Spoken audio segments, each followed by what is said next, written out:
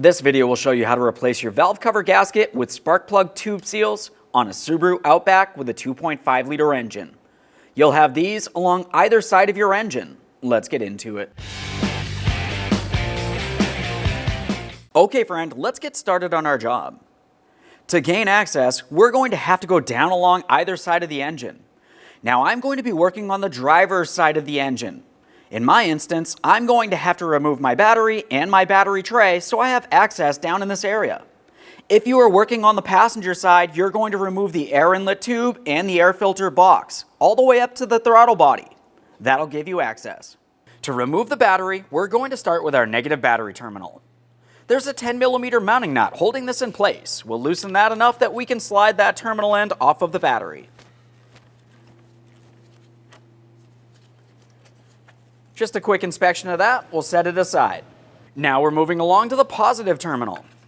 Go ahead and remove that protective cover. Another 10mm nut.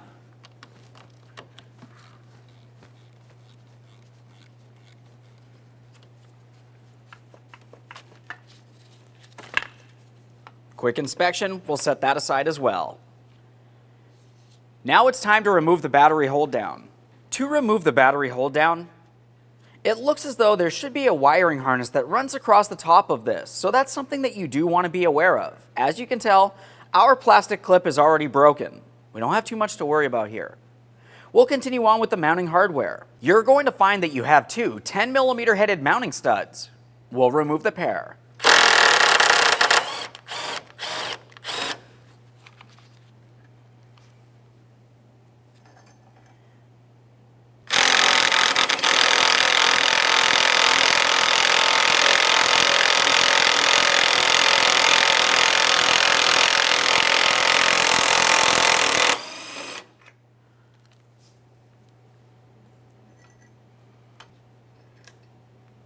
Let's remove that hold down, set it aside. At this point, let's take hold of the battery and lift it up and out of position.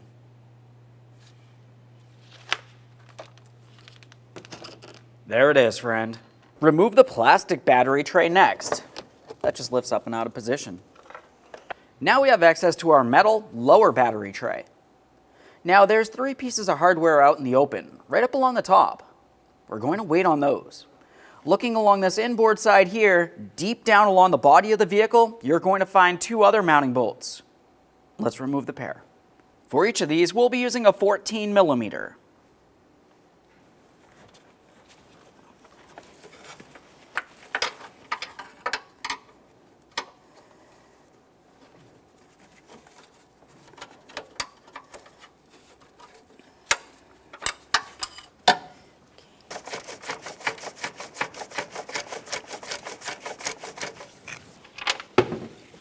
I got this almost all the way out of here. Let's just make sure we have our magnet handy. We don't want that to fall. Now we're up along the top. We have our 3 mounting bolts. We're still using our 14mm.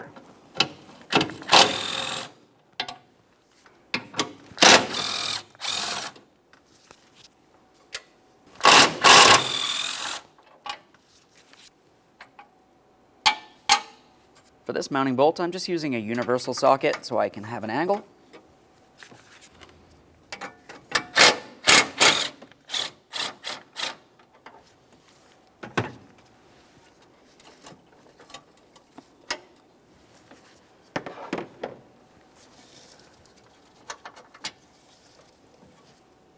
Let's remove that battery tray.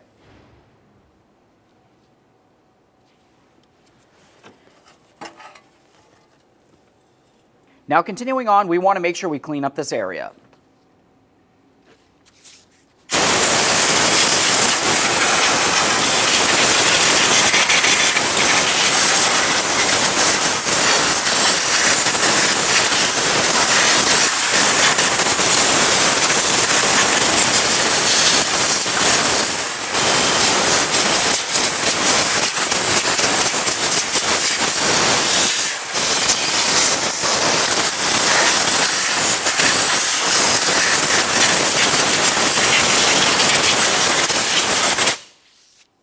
Now we're going to focus on our ignition coils next. For the ignition coils, typically you disconnect the electrical connector first, but in this instance, it's easiest to remove this if you dislodge the ignition coil first. So I'm just using a 10mm for my one mounting bolt. There's one bolt for each ignition coil.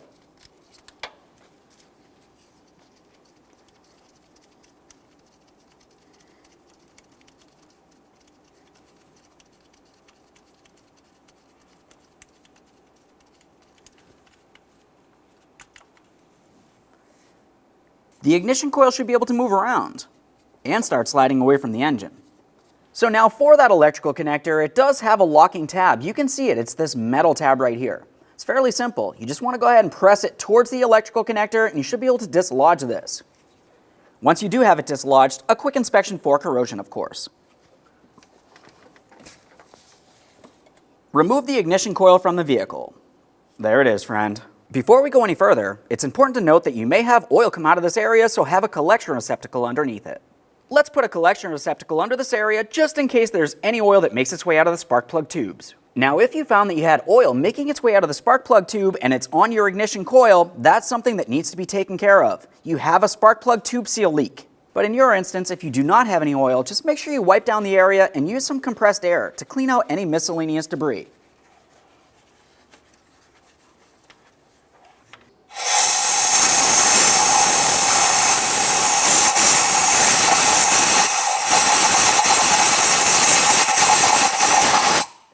Now we have that ignition coil out of the vehicle. Go ahead and make your way rearward and remove the next ignition coil as well. Same process, 10mm bolt. Now we have both of the ignition coils out of this area. We're going to start removing this shield, so we have a little bit more access. Now you're going to find that you do have a wiring harness that's secured to this shield. Just go ahead and use a small trim tool to break that free. Once you have that dislodged, you're going to find that the upper portion just has two mounting tabs. Down along the bottom area though, you have two 10mm mounting bolts. So let's remove the two bolts and then we can slide this out and away from the engine.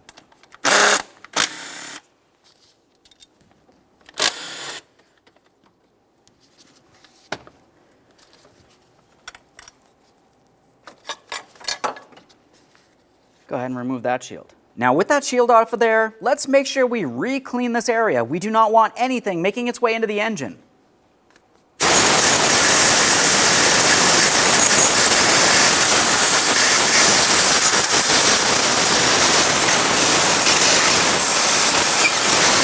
Now there's going to be several pieces of mounting hardware. 8 10mm mounting bolts. They're making their way all the way around this valve cover. Now some of them are out in the open, right up along the top and along the sides. There are some hardware down along the bottom that we also need to remove. Since that's the hardest to gain access to, that's where I'm going to start. To remove the left front wheel, we're going to safely raise and support so the wheel's off the ground. After that, we'll remove all 5 lug nuts and the wheel. If you have a locking lug nut, you're going to want to make sure you have that key. Since mine does have the locking lug nuts, I'm going to be using that first. We'll just turn this until it feels like it wants to seat. Once it does, go ahead and turn that counterclockwise to remove it.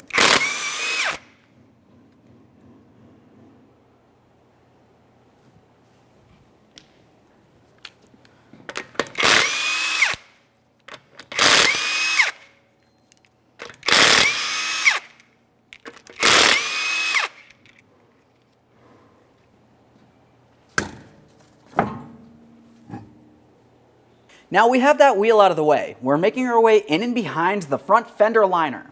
You don't have to dislodge the fender liner, you just have to carefully make your way up behind it to where the valve cover is located. Now when we're in here, you can see our 3 10mm mounting bolts. Let's remove all 3 of these.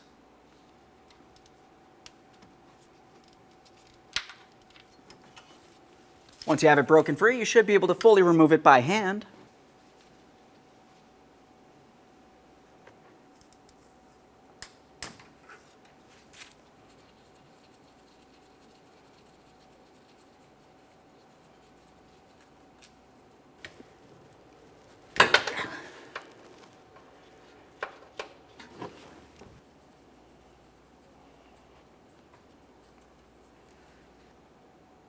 Now while we're under here, we're also going to gain access to the rearward center mounting bolt. So we remove this bolt here. We're not removing this bolt, we're not removing the bolt directly above it. Continue upward a little bit and a tiny bit forward. There's our 10mm bolt we're going for next.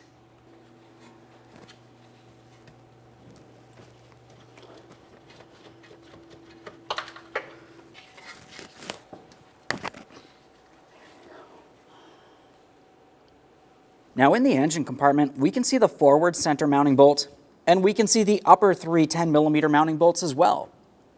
Let's go ahead and remove all of them.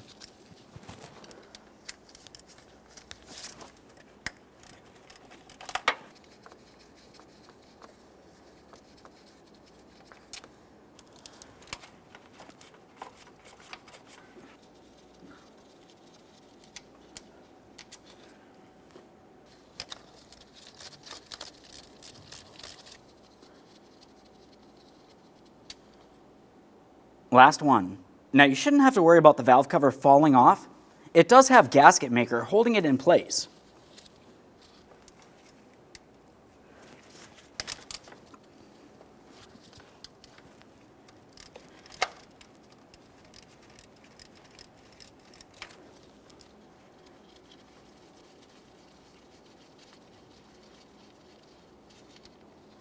Now that we have all of the bolts out of there, I'm going to start the center upper mounting bolt back in, just a couple threads here.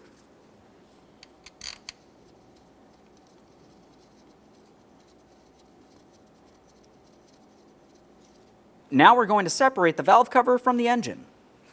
Now throughout this next process, we're going to be extremely careful. We don't want to cause any damage. You can tell I'm using a flat blade screwdriver. I'm essentially using it as a small prying device. I don't need very much leverage here, we just want to attempt to break this free. Looking along this forward aspect, or I guess you'd say along the side of the valve cover, this is where we can see our gasket maker, and the gasket may be stuck up against here. Now that we have this broken free, go ahead and remove that bolt again.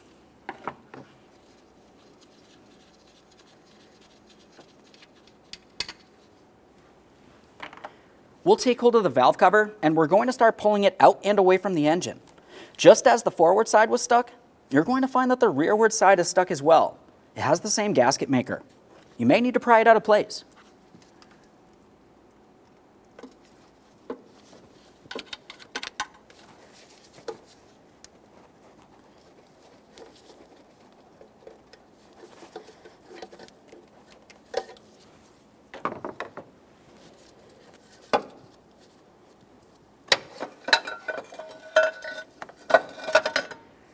Let's remove that valve cover. There may be oil in this area.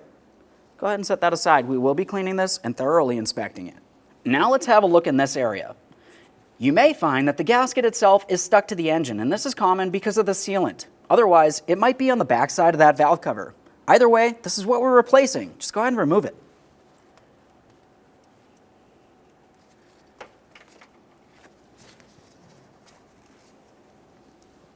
Let's continue on to the tube seals next. You can see the tube seals down in the center area here, in between our camshafts. Continuing on, make sure nothing falls inside of the engine. Dirt, debris, any type of moisture isn't good inside of the engine.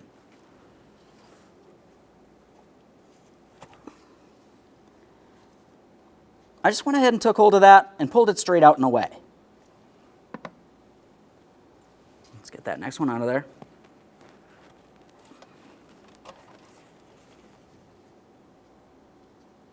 Now we're going to slow down and pay very close attention to several areas on the engine itself.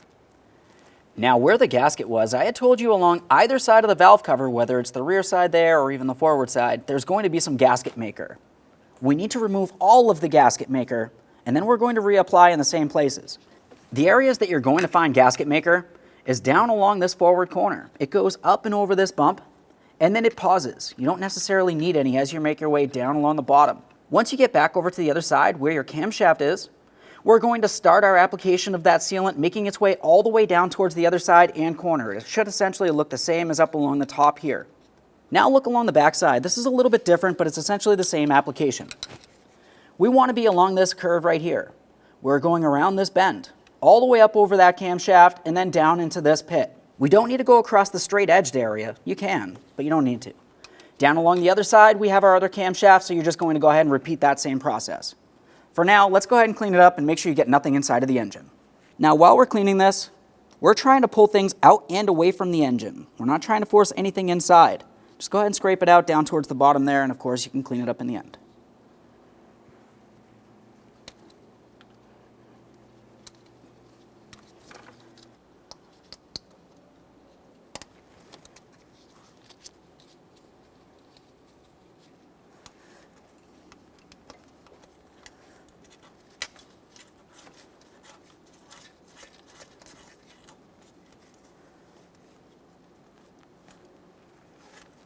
Now, once you have the area cleaned down as well as possible, as far as scraping down the original gasket, we're going to continue on with a clean rag and some parts cleaner. The parts cleaner is going directly on the rag. We're not spraying the engine itself.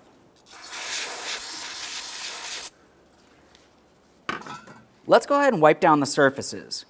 The most important areas are the areas that we had to remove that gasket maker from, so that's where we'll start. The reason for this is because when we go to reapply gasket maker, it needs to have a clean surface. If it's an oily surface, it's not going to stick and you're going to have an oil leak.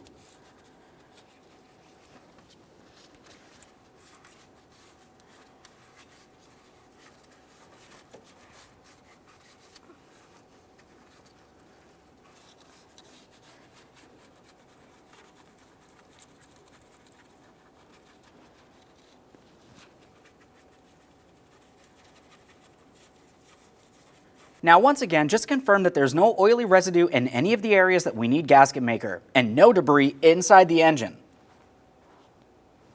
Now that we have that area cleaned down, we're going to talk about the spark plug tube seals. In your kit, you're going to find that it came with 8 seals. 4 of them look different than the other 4. On my application, I'm using the larger of the seals. You're going to find that 4 of them are a little bit larger than the other 4. Now, as far as installing our seals, we want to use the area that has the larger diameter facing out and the area with the smaller diameter facing in. This is going to slide right over those tubes. Let's go ahead and line it up and press it on there. Make sure it looks as though it's level and repeat the process for the next one. After that, we need to pay attention to that valve cover.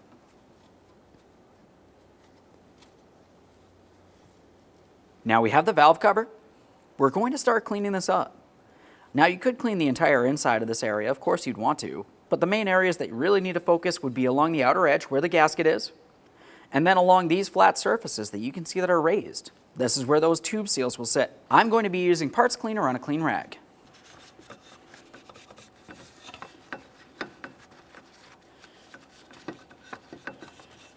We'll just double check to make sure there is not any gasket maker inside any of these areas. Once again, we don't want to have an oil leak. Now, once we have that cleaned, let's continue on with the gasket. As far as the gasket in your kit, it came with 2 different gaskets. 1 for each side. Make sure you match it up. Once you have it properly aligned, you just want to press it down into the valve cover.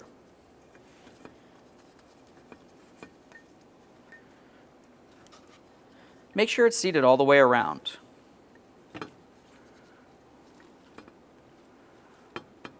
Now, we can't just put the valve cover directly up against the engine. When we were removing it, I had showed you that there was some gasket maker in several areas. And I told you that we're reapplying it, and that's what we're going to do now. Now, using a gloved finger, or if you have an applicator, let's continue on with that sealant. I'm going to start along the backside. Just bringing it up and over this area. Now, if you were looking closely at this, you can see that I got a tiny bit of gasket maker on my cam lobe all the way in the back there. We can't have that. So we'll just continue on, but we are going to make sure we clean everything in the end. Just making my way into that groove down along that valley area.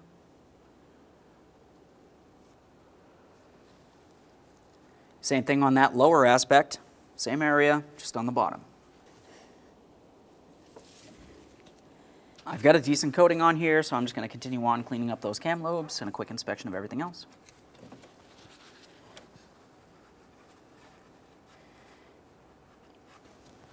Now we can continue on with our valve cover.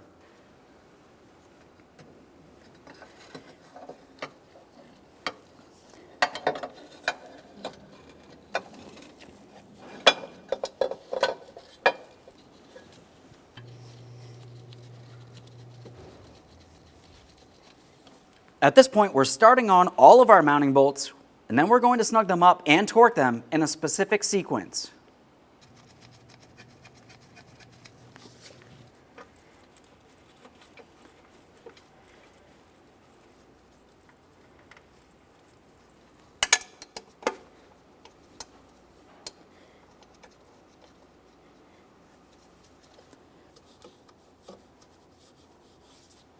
Let's pause in the engine compartment and make our way back into the wheel well.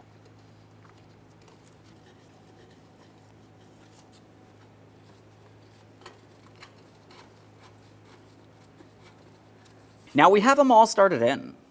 We're going to start bottoming them out and then torquing them, and as I mentioned, it's in a specific sequence. We're going to start with the rear center, and then we're going to move to the forward center. We're just snugging these up at this point. Okay, that one's lightly bottomed out. Let's move to the forward center next. Now we're moving to the top center. After this, we're moving to the bottom center.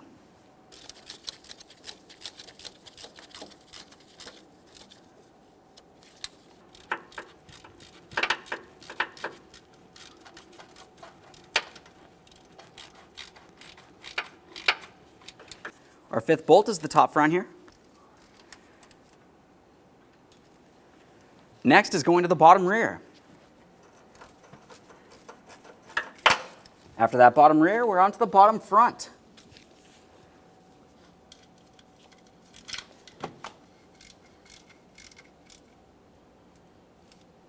And now our last mounting bolt, the top rear mounting bolt.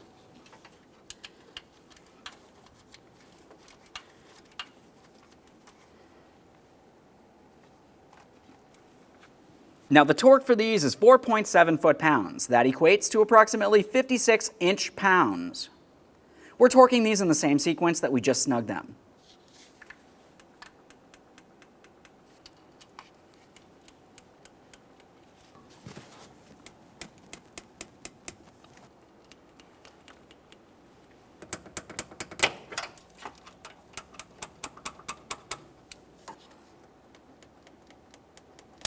Now we're done in the wheel well. You can go ahead and reinstall the wheel.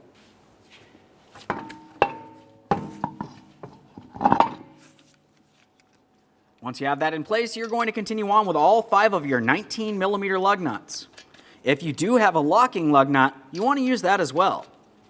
We'll start them on, snug them up. Get the wheel back on the ground, and the torque for each of these will be 90 foot-pounds.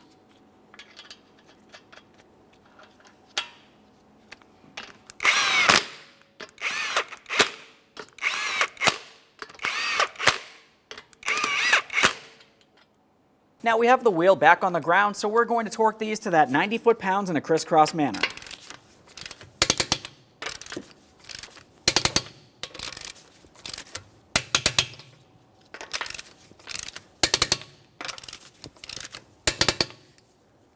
Torqued. Of course, remove your key.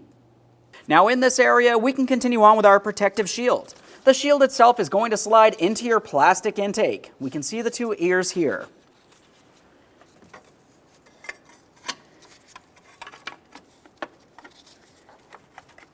Once you have that pressed into position, align your mounting bolt ports, start them in, snug them up.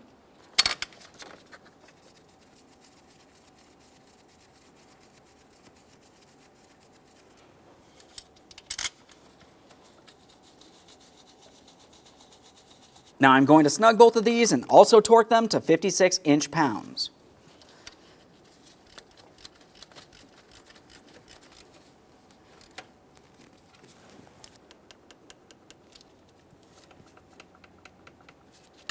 Now it's time for our ignition coils. I'm starting with the rearward coil. The process will be the same for either. When installing our ignition coils, we always like to use some dielectric lubricant on the area of the boot that slides onto the spark plug. We're going to flex this as necessary to get it in position.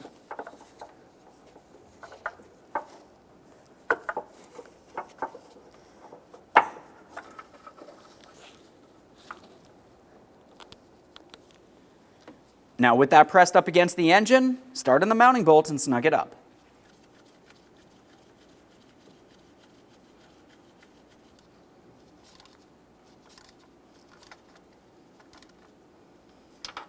Once you have that bottomed out, torque it to 60 inch-pounds.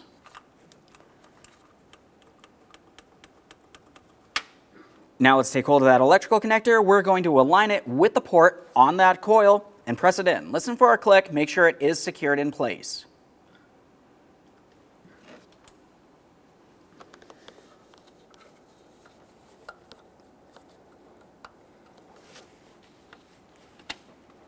There's my audible click, and it is secure.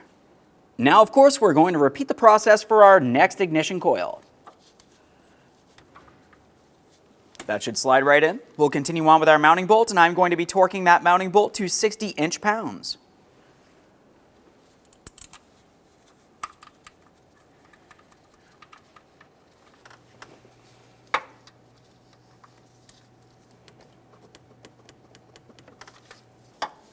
Now we're just looking for our electrical connector here. We're going to line this up and we'll press it right on there.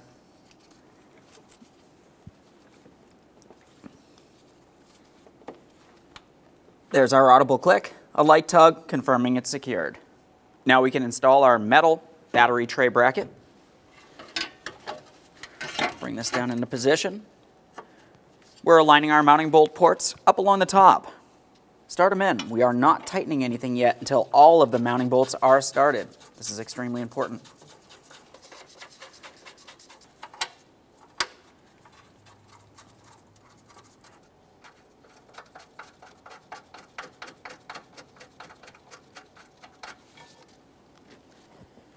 And now we have two more down along the side here.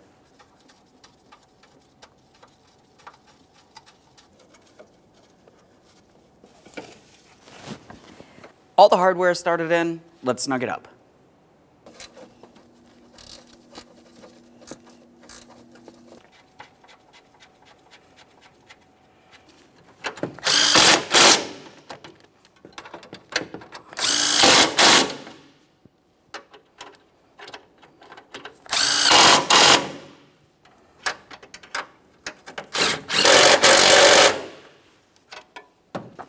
This plastic battery tray in place.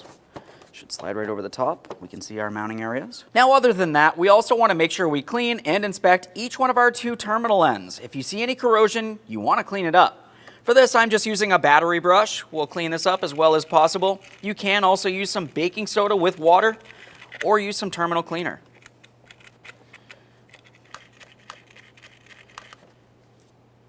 Let's get ready to install our battery. We'll take that battery and slide it into place. The next thing you always need to do is clean your terminal ends.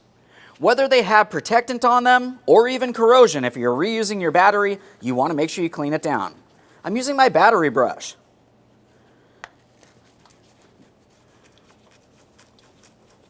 Now let's get our battery hold down in place. I like to have this under my battery handle, assuming you have one of those. Not all batteries do. Now we're going to align the bracket with its corresponding points so we can start in each of our two studs. Go ahead and use some anti-seize on your threaded mounting surfaces. We'll start in each of these two studs by hand. Once they're both started in, go ahead and snug them up.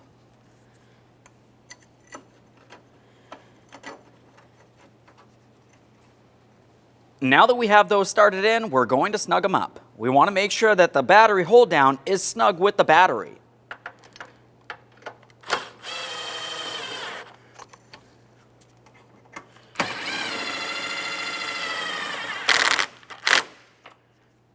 Just go ahead and take hold of that battery and ensure it does not move around. Let's get that positive battery terminal in place first. Press that down onto the terminal end as far as possible and tighten the 10mm mounting nut.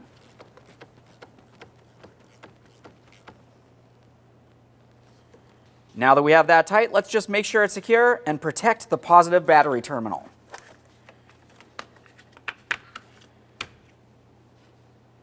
It's time for the negative battery terminal. We'll slide that directly down and onto the battery as far as possible, just like the positive. Tighten your 10mm mounting nut.